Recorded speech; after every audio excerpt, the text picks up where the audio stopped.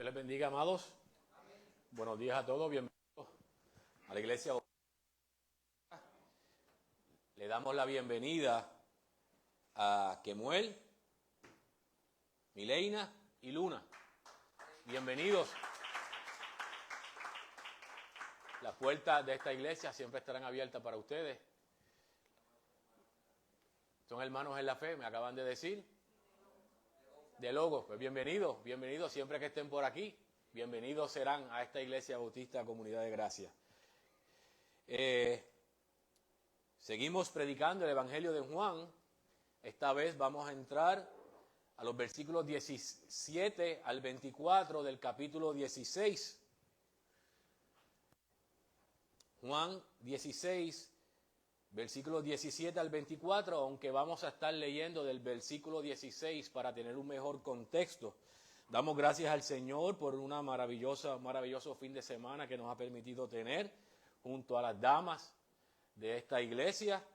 Fueron ampliamente bendecidas y edificadas por la palabra del Señor. Así que si su esposa estuvo en esa conferencia, más vale que ande derechito, porque va a ser confrontado bíblicamente en amor, para que usted sea un mejor esposo y apunte siempre a Cristo. Así que las hermanas que tuvieron la oportunidad de ir, las exhorto a que se acerquen a las que no tuvieron la oportunidad de ir. Y a las que no tuvieron la oportunidad de ir, las exhorto a que se acerquen a las que sí tuvieron la oportunidad de ir, para que usted dé por gracia lo que recibió por gracia y puedan edificar a las hermanas que no fueron. Así que tienen trabajo las hermanas, no simplemente ir a escuchar, sino ahora compartir por gracia lo que han recibido por gracia. Como hemos dicho, Juan 16, versículos 17 al 24, y hemos titulado el presente sermón, Tristeza temporal y gozo eterno. Hermanos, desde el capítulo 13, desde el pies, nosotros hemos visto cómo el Señor Jesús ha derramado de forma perfecta, de forma sincera e infinitamente el amor de Dios a favor de sus discípulos. Esa ha sido la constante en el capítulo 13, capítulo 14, capítulo 15 y este capítulo 16. El Señor está amando profundamente a sus discípulos. A pesar de que Jesús iniciado el camino hacia la cruz del Calvario, se dedicó a consolarlos, a fortalecerlos, a animarlos en la fe. Y desde una perspectiva humana, quien necesitaba consuelo desde una perspectiva humana era el que iba a enfrentar la cruz. Era Jesús que iba a enfrentar la muerte. Pero era Jesús precisamente quien camino a la cruz se dedicaba a consolar y animar a los discípulos.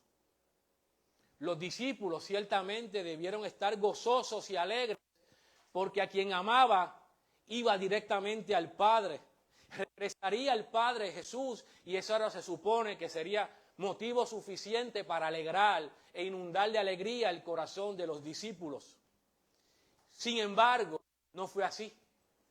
Sin embargo, de forma egoísta, estaban tristes, estaban confundidos, estaban afligidos ahora ante la inminente pérdida de su Señor y Maestro. Jesús, con su muerte, está sentenciando la posibilidad del reino político y militar que tenían los discípulos en su mente. Jesús está sentenciando a muerte la posibilidad de cualquier reino terrenal. La noticia de la muerte y de la resurrección de Jesús no era nueva para los discípulos. No era nueva. Tanto los evangelios sinópticos como este cuarto evangelio de Juan están inundados de enseñanzas de Jesús, donde Jesús anuncia la necesidad de su muerte y de su resurrección. Sin embargo, nuevamente los discípulos estaban confundidos. Nuevamente inundó sus corazones la tristeza. Los discípulos estaban preparados para enfrentar la cruz Y precisamente las enseñanzas de Jesús para fortalecerlos, para que puedan enfrentar lo que vendría con la cruz del Calvario. En esta ocasión no es diferente. Jesús, con el gran amor con que los amó, vuelve a ofrecer palabras de consuelo, de ánimo y de esperanza. Jesús tenía en mente que no estaban listos para enfrentar la cruz. Por eso Jesús en el versículo 12 del versículo 16 le dice, aunque tengo cosas que decirlos, pero por ahora no la podéis sobrellevar. Jesús se aseguró a sus discípulos que ciertamente tendrían una profunda tristeza, pero también le dio palabra de esperanza porque le dijo que esa tristeza, más profunda que fuera, solamente sería temporal. Y Jesús les aseguró que su gozo sería eterno. Van a tener tristeza, pero por un breve periodo de tiempo, porque ustedes van a sentir gozo en su corazón. Por eso se titula esta predicación, Tristeza temporal y gozo eterno. A manera de contexto, yo creo que el domingo se predicó ampliamente los versículos anteriores, pero a manera de contexto, teniendo el beneficio que hemos venido predicando de forma consecutiva el Evangelio de Juan, Jesús les ha dicho a sus discípulos de forma expresa que se va al Padre. Juan 16:5 así lo recoge.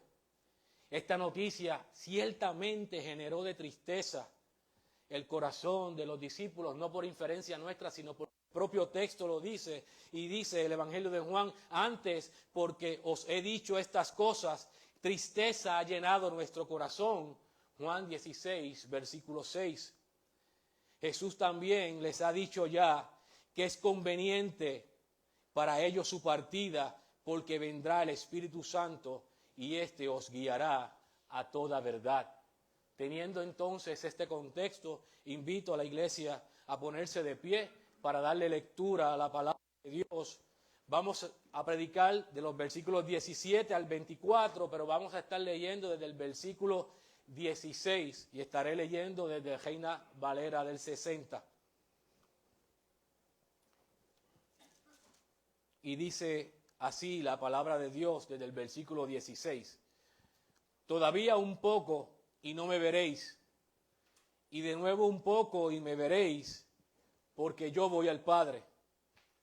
Entonces se dijeron algunos de sus discípulos unos a otros, ¿qué es esto que nos dice? Todavía un poco y me veréis, y de nuevo un poco y me veréis, porque yo voy al Padre. Decían pues, ¿qué quiere decir con todavía un poco? No entendemos lo que habla. Jesús conoció que querían preguntáis entre vosotros acerca de esto que dije, todavía un poco y no me veréis, y de nuevo un poco y me veréis. De cierto os digo, que vosotros lloraréis y lamentaréis, y el mundo se alegrará. Pero aunque vosotros estéis tristes, vuestra tristeza se convertirá en gozo. La mujer, cuando da luz, tiene dolor porque ha llegado su hora. Pero después que ha dado a luz un niño, ya no se acuerda de la angustia por el gozo de que haya nacido un hombre en el mundo. También vosotros ahora tenéis tristeza, pero os volveré a ver y se gozará vuestro corazón, y nadie os quitará vuestro gozo. En aquel día no me preguntaréis nada. De cierto os digo, que todo cuanto pidiereis al Padre en mi nombre, os lo dará. Hasta ahora, nada habéis pedido en mi nombre, pedid y recibiréis, para que vuestro gozo sea cumplido.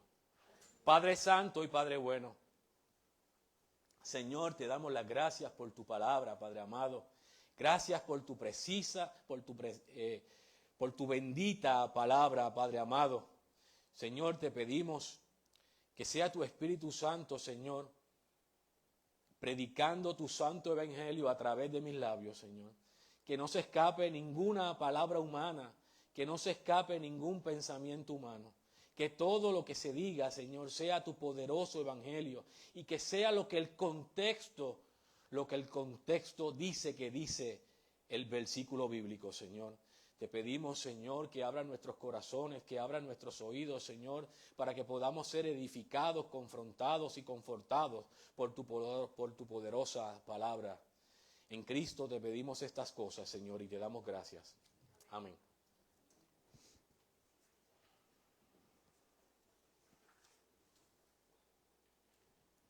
La idea central que surge de estos versículos es la siguiente. La muerte de Jesús traería una profunda tristeza y gran angustia a los discípulos, pero el Espíritu Santo los conduciría a un gran y eterno gozo, porque entenderían correctamente los eventos de la cruz y siendo así, comprenderían que no están solos, porque el Espíritu de Cristo está con ellos y en ellos. La repito, la muerte de Jesús traería una profunda tristeza y gran angustia a los discípulos, pero el Espíritu Santo los conduciría a un gran y eterno gozo, porque entenderían correctamente los eventos de la cruz y comprenderían que no están solos, porque el Espíritu de Cristo está con ellos y en ellos. Hemos dividido en 3 los acápites de este sermón. El primero de ellos, la reacción de los discípulos, de los versículos 17 al 19. El segundo, la ilustración de Jesús, de los versículos 20 al 22. Y el tercero, la gloriosa promesa, recogida en los versículos 23 al 24. Entonces pasamos a discutir el primero de los puntos, la reacción de los discípulos de los versículos 17 al 19. Los discípulos ciertamente estaban tristes por la noticia de la pérdida de Jesús, pero también estaban confundidos con las palabras de este. ¿Qué es esto que nos dice? Todavía un poco y no me veréis, y de nuevo un poco y me veréis, y porque yo voy al Padre, así dice el versículo 17. Y la forma de Juan escribir denota que el sentimiento de confusión y tristeza no era de unos pocos, sino que el sentimiento de tristeza y confusión inundaba la totalidad de los discípulos. Pues dice, tristeza ha llenado vuestro corazón. Es el propio Cristo que está reconociendo cuán triste está el corazón de los discípulos. Así surge del versículo 6 del capítulo 16. Tanto la tristeza como la confusión son perfectamente entendibles desde nuestra carne y desde nuestra humanidad. Ciertamente se nos hace fácil juzgar a los discípulos hoy que tenemos la revelación completa, pero en ese momento tuvo que haber sido una noticia terrible para los discípulos el saber que Cristo ya no estaría con ellos. La tristeza fue explicada ampliamente en la predicación del pastor Camilo la pasada semana. Los discípulos dejarían de ver físicamente a su gran maestro, quien estuvo con ellos por espacio de 3 años y medio. Alrededor de Jesús, los discípulos debieron haberse sentido ampliamente seguros, ampliamente protegidos, pues lo vieron obrar y enseñar con poder divino. Ellos vieron cómo Jesús convirtió el agua en vino. Ellos vieron las sanaciones que solamente el Dios encarnado podía hacer.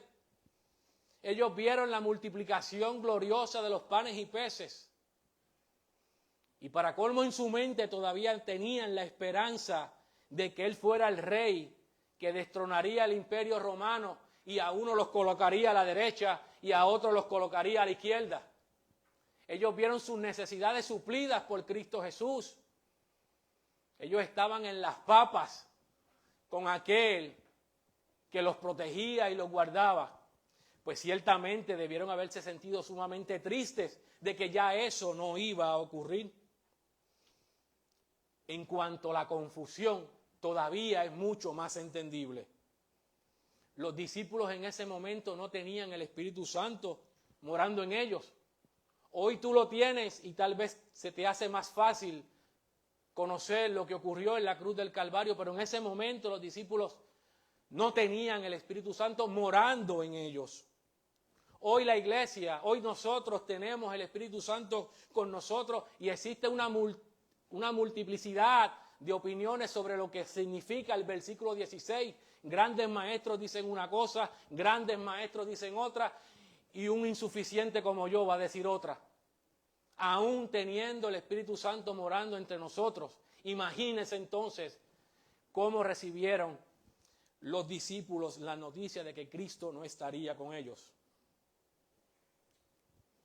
Hoy tenemos dificultad para poder ver el significado de todavía un poco y no me veréis, y de nuevo un poco y me veréis, porque yo voy al Padre, según surge de los versículos 16 al 17.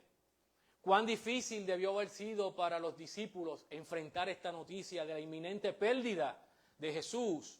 Un comentarista lo ha dicho magistralmente. Donde está claro para nosotros, o sea, para la iglesia hoy, para ellos era todo un misterio. Si Jesús desea fundar el reino mesiánico, ¿por qué se va? Si Él es el Mesías, ¿por qué se va? Pero si no desea fundar un reino en la tierra, ¿por qué regresa? Nos está diciendo, me veréis de nuevo. Así de profunda debió haber sido la confusión de los discípulos. Es rey porque se va. Me dice que no, el rey es terrenal, pero ¿por qué regresa? Y históricamente, hermanos, han sido tres posturas las que han dirigido la interpretación de los versículos 16 al 17. Una de ellas es que Jesús se refiere a la resurrección. La otra, o la segunda, es que Jesús está hablando de la venida del Espíritu Santo. Y una tercera explicación del significado de los versículos 16 y 17 es sobre la segunda venida. Grandes maestros han pensado una cosa y otros grandes también han pensado de una forma distinta.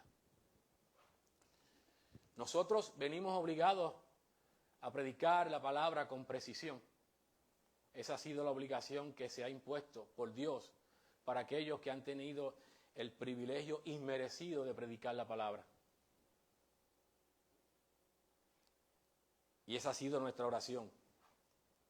Sin ánimo pretencioso, sin ánimo dogmático, sin ánimo pretencioso de ser dogmático, creo con mucha humildad que el contexto de las expresiones de Jesús demuestra que Jesús se está refiriendo aquí a la venida del Espíritu Santo, que ocurrió entonces posterior, lo recoge el libro de los Hechos en el capítulo 2. ¿Y por qué creo que Jesús se está refiriendo aquí a la venida del Espíritu Santo? La razón por la cual volverían a verlos es que Jesús va al Padre. Veamos los versículos 10, 16 y 17 de este capítulo 16. Versículo 10. De justicia por cuanto voy al Padre y no me veréis. Versículo 16. Todavía un poco y me veréis, y de nuevo un poco y me veréis, porque voy al Padre. Versículo 17. Todavía un poco y me veréis, y de nuevo un poco y me veréis, porque yo voy al Padre. Jesús le ha dicho a los discípulos, en referencia a cada vez que Jesús le dice, yo iré al Padre, ha venido acompañado de que Jesús también les ha dicho, yo no los dejaré solos. Yo voy al Padre, pero yo no los dejaré solos. Yo no los dejaré huérfanos. Mi Padre y yo vendremos a ustedes. Juan 14, 18. También Jesús ha dicho en el contexto cuando va al Padre, yo rogaré al Padre y os dará otro consolador, otro igual que yo. Juan 14, 16. Y en referencia a la venida del Espíritu Santo, Él ha dicho, el cual el mundo no puede recibir porque no le ve ni le conoce. Pero vosotros le conocéis. Y esto es bien importante, porque mora con vosotros en presente y estará en vosotros futuro. Juan 14, 17. Al momento El Espíritu estaba con ellos, pero no estaba en ellos. Y el versículo que a mí me ha convencido, el Espíritu Santo, de por qué Cristo se refiere aquí al Espíritu Santo y no a la resurrección ni a la venida, aunque ambas cosas, una ya ocurrió y la otra va a ocurrir. Y es Juan 14:20. En aquel día, ¿qué día? El día de la venida del Espíritu Santo. En aquel día vosotros conoceréis que yo estoy en mi Padre, vosotros en mí y yo en vosotros. Y yo en vosotros. Por eso el Señor le está diciendo, no me veréis, pero me veréis, porque ese día yo estaré en vosotros. El día que los discípulos recibieran, como en efecto recibieron el Espíritu Santo, conocerían que Cristo moraba en ellos. Ya Cristo a través del Espíritu está morando en los discípulos y por lo tanto le verían y sería cumplida la promesa del versículo 16. Todavía un poco y no me veréis, y de nuevo un poco y me veréis, porque yo voy al Padre. Es decir, el día que quedó cumplida la promesa del profeta Joel, que también ha sido repetida por Cristo de la venida del Espíritu Santo, ese día, a pesar de que Cristo ya no va a estar físicamente entre los discípulos le veréis, porque ya el Espíritu de Cristo mora en sus discípulos. Los discípulos volverían a ver a Jesús aún en su ausencia física, una vez el Espíritu morara en ellos. Aquí también vemos cómo Jesús, en su omnisciencia, conoce los corazones y en su amor tomó la iniciativa de preguntarle a los discípulos. Estaban tan tristes que se preguntaban en su corazón, pero no tenían la valentía de preguntarle al Señor. Cristo, movido por amor, ayuda a sus discípulos en su ignorancia y a consolarlos en su tristeza. Por eso el Señor les está diciendo, ¿quieren preguntarme qué significa un día no me veréis y otro día me veréis? Por lo tanto, iglesia, yo estoy convencido por el contexto de los versículos 17 al 24, que el Señor se refiere a la venida del Espíritu Santo. Una regla básica de hermenéutica de los textos bíblicos es que el contexto nos define el verdadero significado del texto.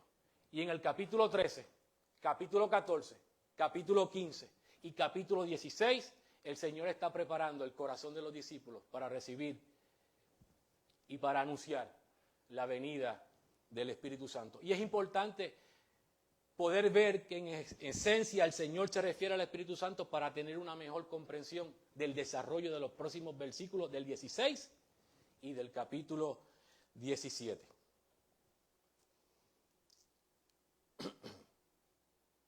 Así que, iglesia,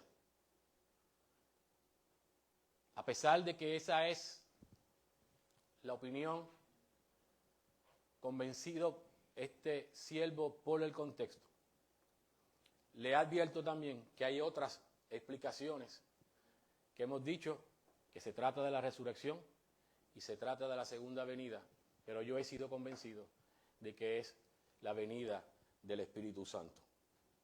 Así que con esto en mente podemos pasar al segundo de los acápites, la ilustración de Jesús de los versículos 20 al 22.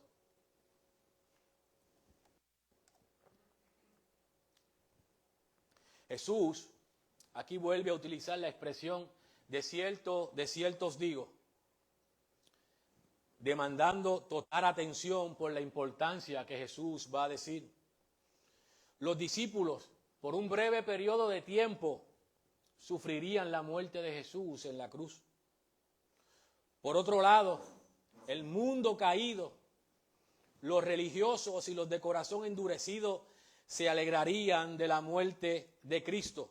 Por eso Jesús dice, de cierto os digo, en el versículo 20, que vosotros lloraréis y lamentaréis, y el mundo se alegrará, pero aunque vosotros estéis tristes, vuestra tristeza se convertirá en gozo. Como vimos en las predicaciones pasadas, el mundo ciertamente odia a Cristo. El mundo con el corazón endurecido odia a Cristo. Y Cristo está diciendo, ustedes van a sufrir, pero el mundo se va a alegrar con mi muerte. Cristo,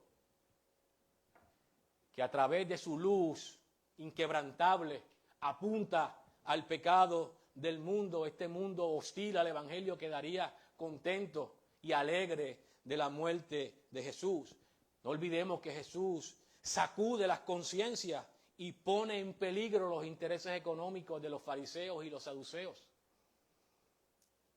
Gran parte de la oposición de estos, además de religiosa, era una oposición porque Jesús representaba que mientras más personas reconocieran a Jesús como el verdadero Mesías, serían menos las oportunidades que tenían los fariseos y los saduceos. Jesús le quiere decir a sus discípulos que la cruz le causaría una gran tristeza, pero dicha tristeza sería temporal. Esa misma cruz que causaría tristeza en los discípulos también traería gozo. Es decir, que un mismo suceso, ¿cuál suceso? El de la cruz, causaría ambos estados de ánimo en la conciencia y en el corazón de los discípulos. La tristeza por la crucifixión sería cambiada por gozo cuando el Espíritu Santo les guiara a comprender las gloriosas implicaciones de la cruz del Calvario. Por eso Cristo les ha dicho, cuando venga el Espíritu Santo, Él les guiará a toda verdad. Juan 16:13. Porque la comprensión de la dimensión y de las implicaciones de lo que ocurrió en la cruz del Calvario requiere intervención divina. Sin la intervención del Espíritu Santo es imposible de que nosotros podamos entender lo verdaderamente que ocurrió en la cruz del Calvario. Y ciertamente Jesús sabía que sus palabras eran difíciles de interpretar para los discípulos. Y en muchas ocasiones, los que son maestros aquí, que hay varios, la mejor forma de explicar un concepto que tiene mucha dificultad, muchas veces es utilizar una ilustración. Y con ilustraciones podemos entender, con ilustraciones del diario vivir podemos entender cosas mucho más profundas. ¿Y a quién tenían los discípulos al frente? Al maestro de maestros, a Cristo Jesús. Entonces Jesús, como maestro de maestros, ilustra con una imagen que todos podían comprender. Jesús utiliza la imagen de la mujer cuando da a luz. Las madres aquí, hay madres que han parido a sus hijos. Hay varias. Pues Cristo ha dicho esto. La mujer cuando da a luz tiene dolor porque ha llegado su hora. Pero después que ha dado a luz a un niño, ya no se acuerda de la angustia por el gozo que haya nacido un hombre en el mundo. Yo creo que todas las madres pueden entender lo verdadero que resulta este versículo. Para que ustedes tengan idea, el cuerpo humano está diseñado para aguantar hasta 45 unidades de dolor. 45 unidades de dolor. El parto provoca 57 unidades de dolor. El parto. En 45 ya el dolor es insoportable. Es el límite. La mujer aguanta 57 unidades de dolor. La ciencia dice que eso equivale a tener 20 fracturas simultáneas.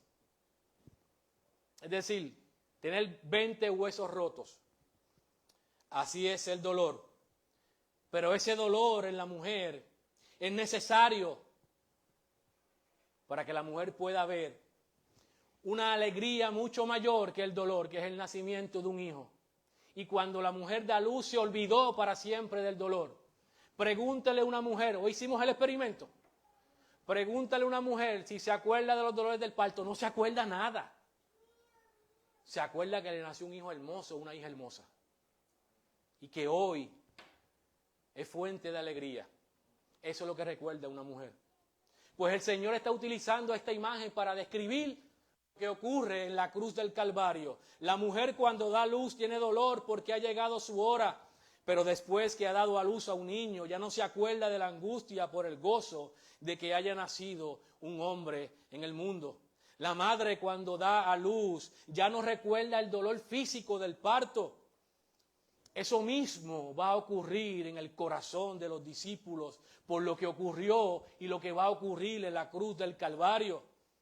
El fruto del dolor y la angustia será causa de gozo supremo. Y quiero repetirlo, el fruto del dolor y la angustia de lo que ocurrió en la cruz, en el corazón de los discípulos, será de supremo gozo.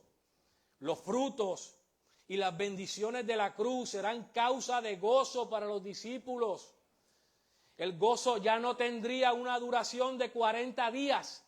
No, el gozo será eterno. Por eso entendemos que nos estamos refiriendo a la resurrección, porque ellos lo vieron resucitado, pero solamente le duró 40 días esa alegría. En 40 días Él ascendería al cielo para estar con su Padre. Por eso entendemos que no es la resurrección, que es la venida del Espíritu Santo. Y tampoco hablamos de la segunda venida, porque antes dijo, yo voy al Padre y no me veréis más. Juan 16:10.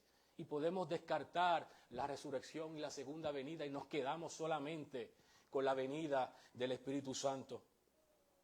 El gozo será eterno, pues la venida del Espíritu Santo les garantizaba a los discípulos de forma absoluta, sin duda, de la presencia y morada del Espíritu Santo.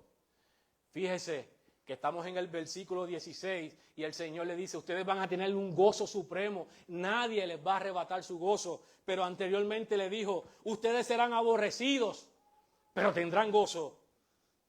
A ustedes los van a matar, pero tendrán gozo. A ustedes los expulsarán de las sinagogas, pero tendrán gozo. Porque nuestro gozo no depende de las circunstancias, nuestro gozo depende de aquel que murió en la cruz del Calvario. Resucitó al tercer día, ascendió al cielo y algún día vendrá por su santa iglesia. Nuestro gozo descansa en Cristo Jesús. Por eso es que el Señor les hace gozo eterno y supremo a los discípulos. Ustedes van a sufrir, lo vamos a ver después el domingo a quien le toque predicar. En el mundo tendrán aflicción, pero confíen en mí porque yo he vencido al mundo. Ahora los discípulos van a tener el entendimiento correcto de lo que va a ocurrir en la cruz del Calvario. El domingo se trajo aquí el ejemplo de Pedro y yo no puedo traer un ejemplo distinto al de Pedro porque es el que nos viene y nos sacude la conciencia. Así que seguimos hablando del apóstol Pedro. Vamos a ver qué ocurrió con Pedro antes de la venida del Espíritu Santo. Cuando Jesús en una ocasión anunció su muerte y resurrección, Pedro le recriminó a Jesús y le dijo, Señor, ten compasión de ti. En ninguna manera te acontezca esto. Como que dice, chico, no permitas que te maten. Y Jesús, miren cómo le contestó. Quítate delante de mí, Satanás. Me eres tropiezo porque no pones la mirada en las cosas de Dios, sino en las cosas de los hombres.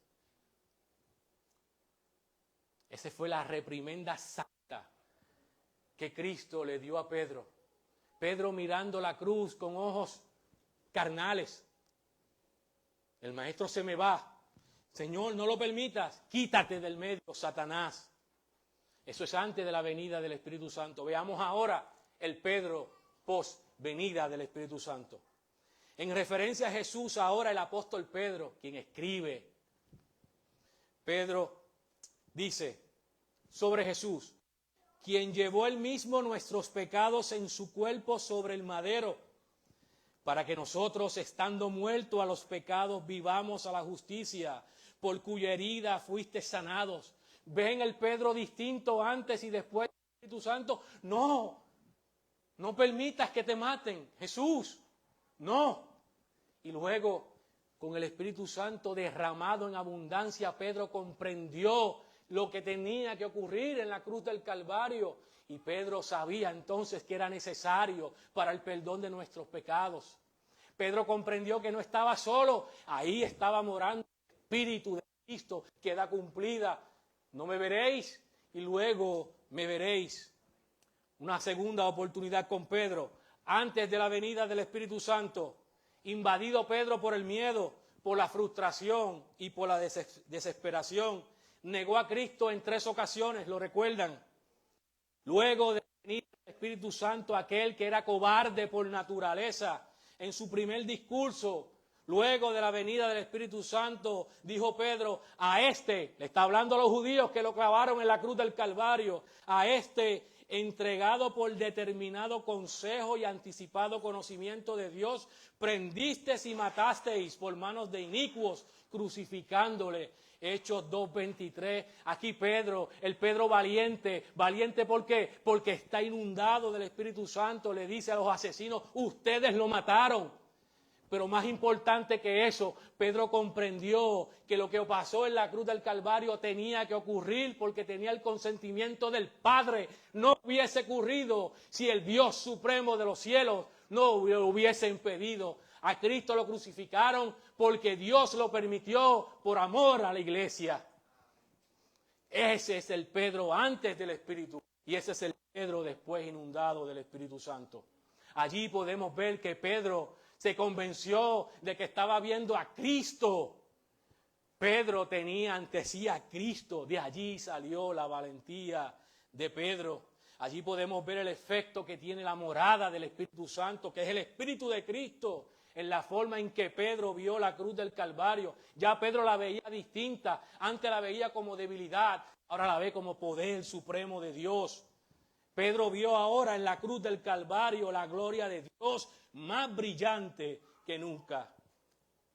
Él comprendió que la cruz era necesaria.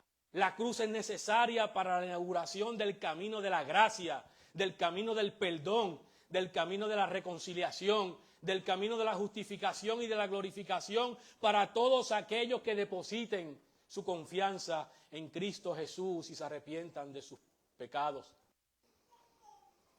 No olviden aquí, Pedro le estaba predicando en ese momento. Pedro le predicó en ese momento a aquellos que en el juicio ante Pilato gritaban, crucifícale, crucifícale, crucifícale, danos a Barrabás, crucifica a Cristo. A Pedro les está predicando en ese momento. ¿A quién Pedro les está predicando? A quienes estaban en los pies de la cruz gritando, si tú eres el Cristo, bájate a ti mismo, tú eres el Salvador, sálvate. A esas personas de corazón endurecido, Pedro les está predicando en ese momento. Pero como ya no es Pedro, ahora es Cristo quien habita en Pedro a través del Espíritu Santo. ¿Qué pasó con los asesinos de Jesús? ¿Qué pasó con ellos? 3,000 de ellos gritaron. ¿Y qué haremos entonces compungidos por la predicación de Pedro? ¿Qué haremos entonces ante ese que matamos y estamos convencidos que es el Rey de Reyes y es el Señor de Señores? ¿Qué tenemos que hacer, Pedro? Dinos, ¿qué tenemos que hacer? Y Pedro le dijo, arrepentíos y bautícese en el nombre de Cristo para el perdón de sus pecados. Ese es el Pedro inundado del Espíritu Santo. Aquel que lo negó, aquel que decía, Señor, por favor, que no te maten, no lo permitas. Ahora Pedro inundado del Espíritu Santo tiene plena conciencia de lo que pasó en la cruz del Calvario.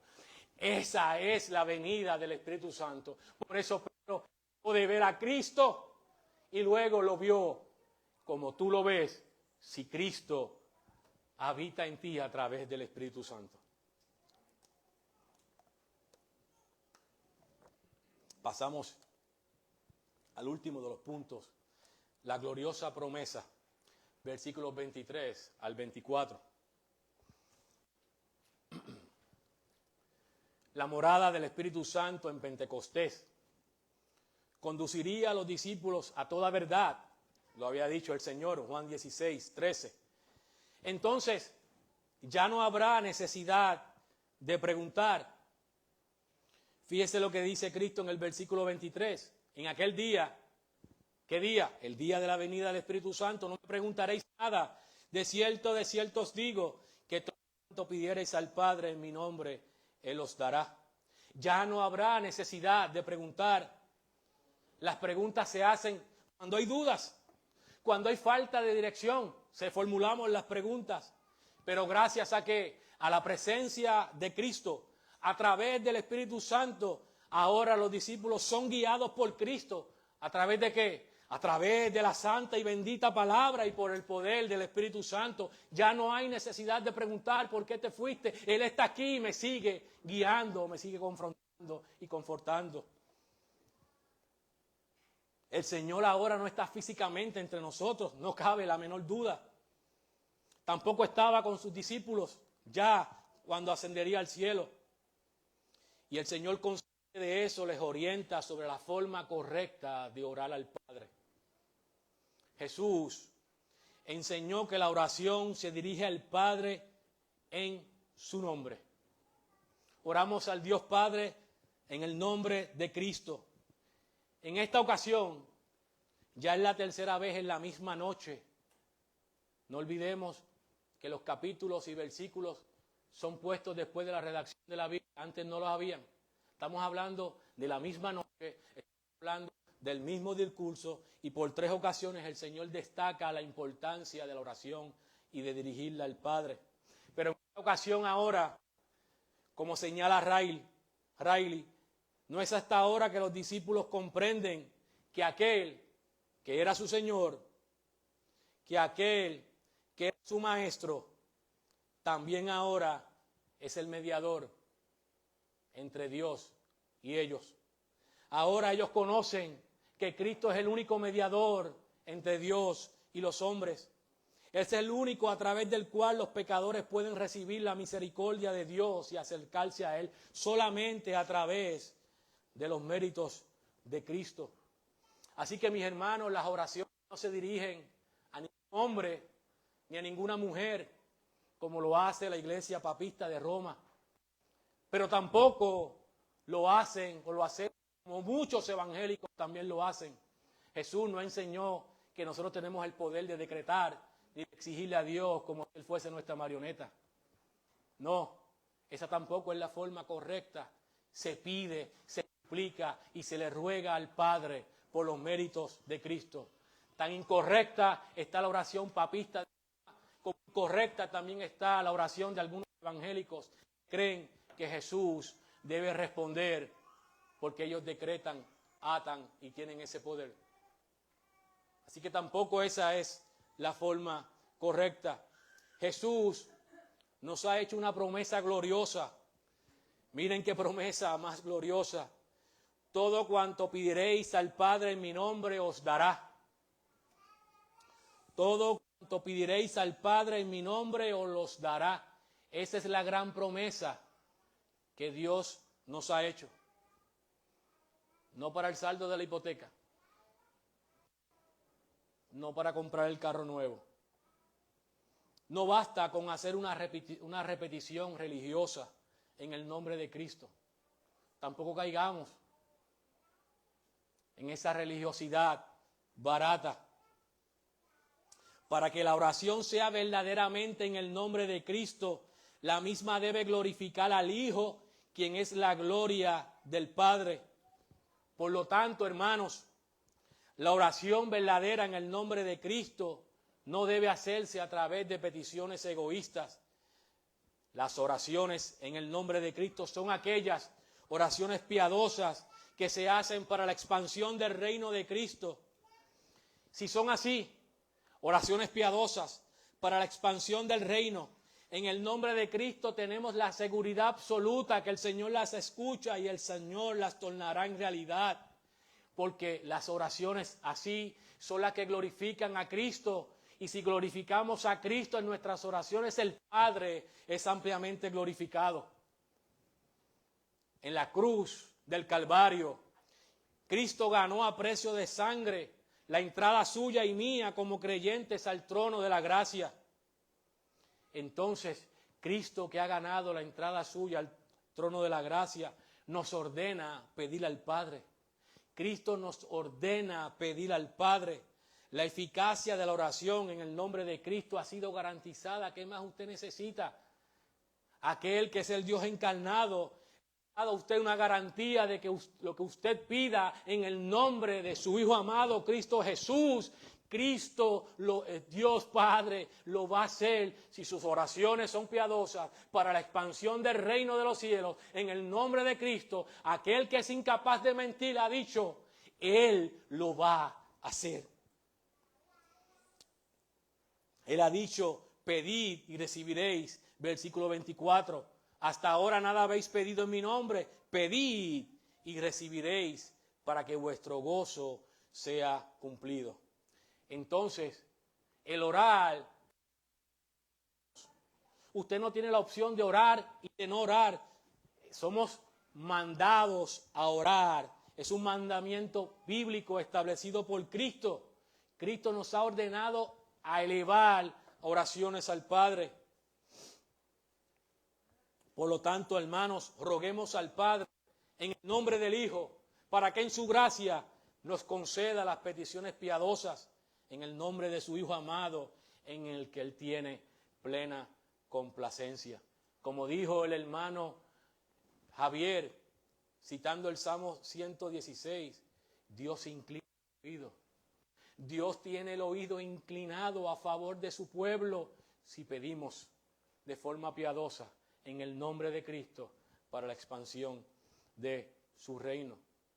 Como ha dicho un comentarista sobre los beneficios de la oración, y ha dicho lo siguiente: los beneficios de la oración son inconmensurables, es decir, no podemos medirlos. Son tan profundos los beneficios de la oración que no podemos medirlos. Necesitamos tener una vida de oración. Compréndelo de una vez y por todas. Es un enorme privilegio que el Señor nos ha dado de comunicarnos directamente sin intermediarios. No necesitamos. El Señor ha ganado a precio de sangre en la entrada al trono de la gracia. Mira cómo Riley nos dice sobre la oración. La oración es la paloma que tras ser enviada regresa con la rama de olivo. Esto es la paz del corazón. La oración es la cadena de oro con que Dios nos sujeta y no nos suelta hasta bendecirnos. La oración es la vara de Moisés que hace brotar el agua del consuelo de la peña de la salvación.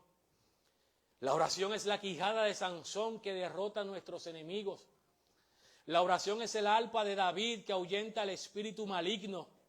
La oración es la llave que nos da acceso a los tesoros del cielo. Ora al Padre en el nombre del Hijo, pero ora de forma piadosa, que aquel que murió en la cruz del Calvario por ti y por mí ha dicho que el Padre lo va a hacer. Su garantía es absoluta. Él no dice que a veces nos va a escuchar. No, Él lo va a hacer si las oraciones se ajustan al mandato bíblico establecido por Cristo Jesús. En fin, hermanos, la oración revela toda nuestra dependencia total y absoluta de la gracia de Dios. Nos recuerda también la enseñanza de Juan 15:5, que apartados de Cristo nada podemos hacer. Y es también nuestro medio de comunicación con aquel Padre Celestial que en su gracia y amor nos adoptó por los méritos de la vida de obediencia y la muerte en la cruz de Cristo.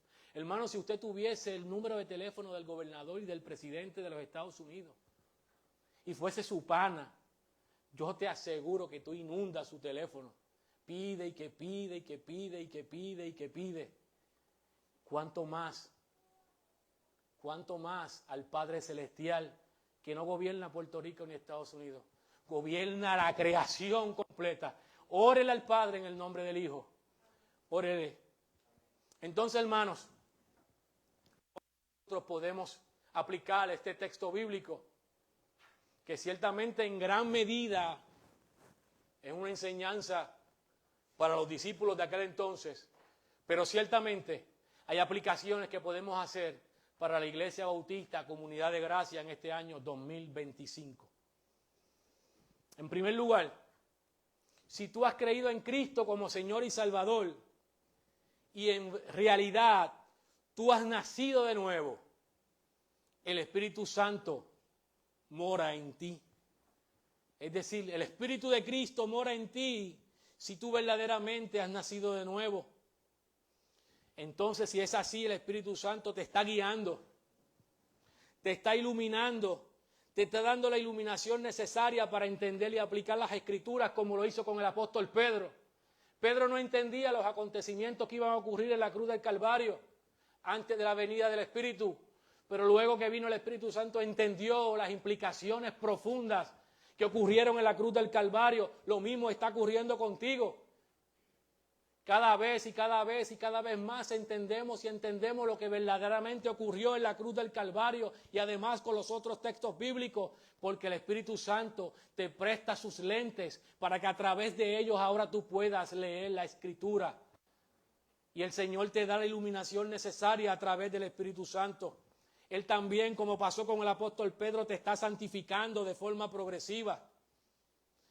El Espíritu Santo también va a impedir que caiga del estado de la gracia, porque es imposible, porque estamos cuidados por el propio Espíritu Santo.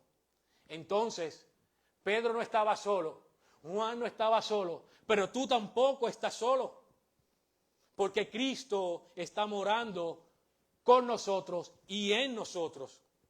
El mundo no ve el Espíritu de Cristo, pero tú le ves. Nosotros le podemos ver porque le conocemos. Por la gracia y misericordia de Dios conocemos a Cristo Jesús. Recordemos las palabras de Jesús. Y he aquí, yo estoy con vosotros todos los días hasta el fin del mundo. Esto lo ha dicho el Dios encarnado. Aquel que es Dios, que es incapaz de mentir, te ha dicho a ti, te ha prometido que estará contigo todos los días hasta el fin del mundo. Haz tuya esa promesa, apropiate de esa promesa, porque de nada te sirve escucharlo si no te apropias de esa promesa y caminas con Cristo y caminas a través de su Espíritu Santo. Él ha dicho que estará contigo todos los días. Él no dice que a veces. Recuerden Juan 15:5, permanezcan en mí. Podemos ver y escuchar a Cristo a través de la lectura y estudio de su palabra. Aquí escuchamos y vemos a Cristo. Por fe, aquí escuchamos y vemos a Cristo. Podemos ver y escuchar a Cristo cuando uno de los hermanos, cuando el pastor Camilo se predica fielmente su evangelio. Podemos ver y escuchar a Cristo. Podemos ver y escuchar a Cristo cuando nos involucramos y nos comprometemos en las misiones, en la evangelización y en el discipulado. Ahí lo podemos ver, porque quien da ese espíritu de valentía, quien pone el querer como el hacer es el Espíritu. No somos nosotros somos débiles e insuficientes por naturaleza. Es el Señor en su obra de santificación que nos da gusto por las cosas del reino y nos quita el gusto por las cosas del mundo. Podemos ver y escuchar a Cristo en cada buena obra que ha sido preparada de antemano por Dios, no por ti ni por mí. Cristo ha preparado la buena obra para que anduviésemos en ella ahora. Aprópiate de las buenas obras también, porque vas a ver y vas a escuchar a Cristo. Entonces, hermanos, el Señor nos ha regalado una forma de comunicación con el autor de la creación. No la desaproveches. Que tú tengas una cultura de oración que forme parte de tu diario vivir. Oremos al Padre en el nombre de Cristo. Oremos de forma piadosa. ¿Qué oraciones podemos hacer de forma piadosa en el nombre de Cristo? Por ejemplo, ora por tu pastor. Ora por el pastor de Iglesia Bautista Comunidad de Gracia. Ora por tus predicadores de nuestra iglesia para que lo hagan fielmente y se adhieran al texto y la iglesia sea edificada. Ora para que el Señor en esta iglesia levante más misioneros, levante más maestros, levante diáconos, levante diaconisas, para que nos dé oportunidades de evangelización, para que nos permita ser discípulos, para que nos permita crecer a la imagen de Cristo, para que seamos esposos que lideremos nuestros hogares en amor, para que nuestras esposas en amor se sujeten a sus esposos, para no exasperar a nuestros hijos, para que nuestros hijos nos honren.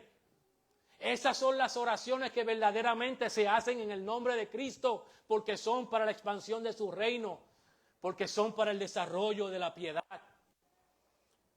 Aprópiate de la oración. Tienes el privilegio más grande del mundo después de ser hijo adoptivo de Dios. Ahora Él te permite que te comuniques con Él.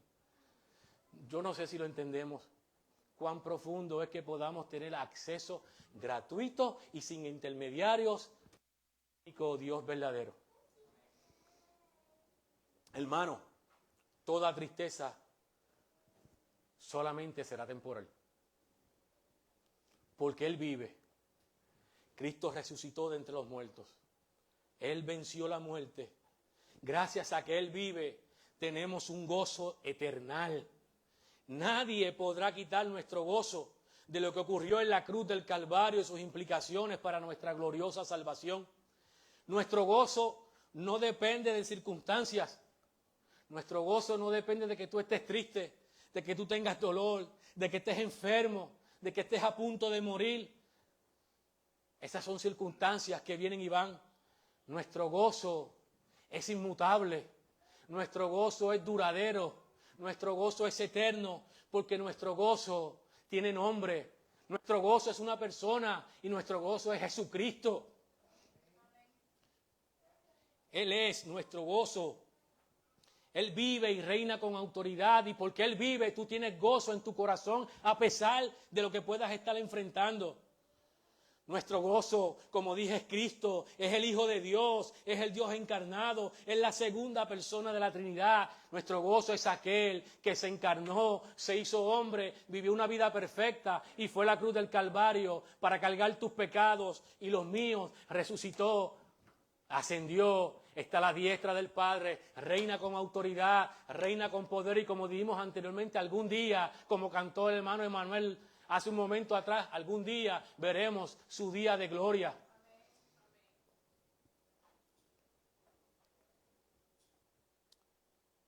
Yo no sé si hay entre nosotros personas que no conozcan a Cristo. No lo sé. Si alguno de nosotros no conoce a Cristo, tú también puedes tener gozo.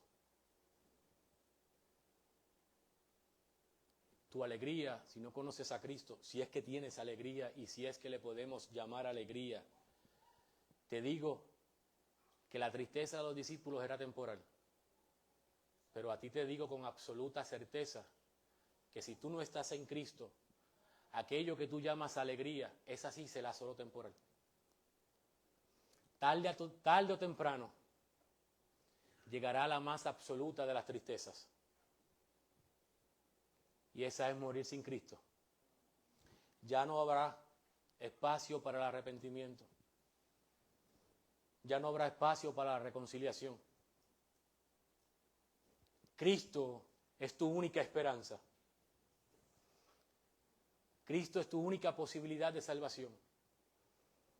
Cristo es tu única posibilidad de ser reconciliado con el Padre.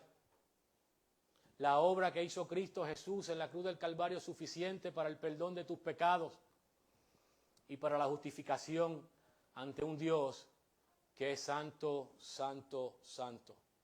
Así que si tú no conoces a Cristo, no rechaces el gozo de la salvación que Cristo te ofrece. Si tú no conoces a Cristo, tu tristeza será eterna. Tus momentos de felicidad serán efímeros. Cristo te ofrece la salvación. Así que, hermano, que si tú no conoces a Cristo, estés aquí o nos estés viendo por las redes, ven a Cristo. Pero ven ahora, en arrepentimiento y fe.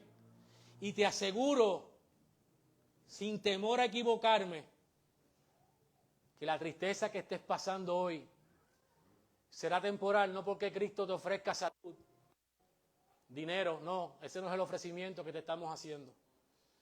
El ofrecimiento que te estamos haciendo para tu gozo es mucho más amplio que eso, es mucho más puro que eso. No lo puedes comprar con oro y con plata. Es una gloriosa salvación en la cruz del Calvario. Esa es la fuente del verdadero gozo. Te recuerdo que si vienes a Cristo, tu tristeza será temporal y tu gozo será eterno.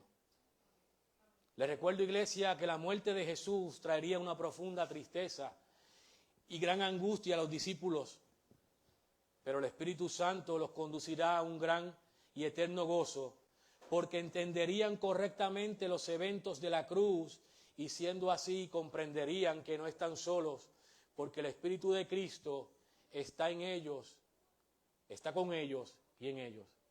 Así que si tú has creído y has confesado a Cristo como Señor y Salvador, si verdaderamente tú has nacido de nuevo, te aseguro que no importa cuán triste y cuán afligido tú estés hoy, esto será por un breve periodo de tiempo.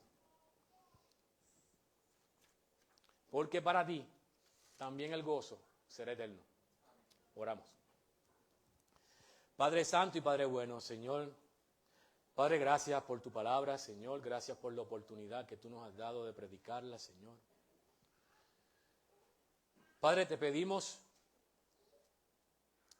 que a través de tu Espíritu Santo tú nos estés recordando día tras día, Señor, día tras día, que nuestra tristeza solamente es temporal, Señor, que nuestro dolor solamente es temporal, que nuestra enfermedad solamente es temporal, porque nuestro gozo es eterno, Señor. Tú nos has prometido que nadie podrá arrebatar de nuestro corazón el gozo, Padre. Te damos gracias por la gloriosa salvación. Te damos gracias por Cristo, porque nuestro gozo tiene nombre y se llama Cristo Jesús, Señor. Gracias por la obra emancipadora que hiciste en la cruz del Calvario a través de tu Hijo amado Cristo Jesús, Señor. Gracias por elegirnos antes de la fundación del mundo. Gracias por salvarnos en Cristo y gracias por guiarnos a través de tu Espíritu Santo, Padre amado. Señor, te pedimos por aquellos que más tarde verán esta predicación y que tal vez no te conozcan, Señor. Que tengas compasión de su alma, Señor. Que les des convicción de pecado, Padre. Que les regales arrepentimiento y les regales fe, Señor. Que corran a la cruz del Calvario, reconociendo cuán pecadores son y que solamente en Cristo hay salvación, Señor. Recuérdanos siempre, Señor, que nuestra tristeza será temporal, pero el gozo será eterno, Señor. Todo esto te lo pedimos en el poderoso, en el santo y en el bendito nombre de Cristo. Amén.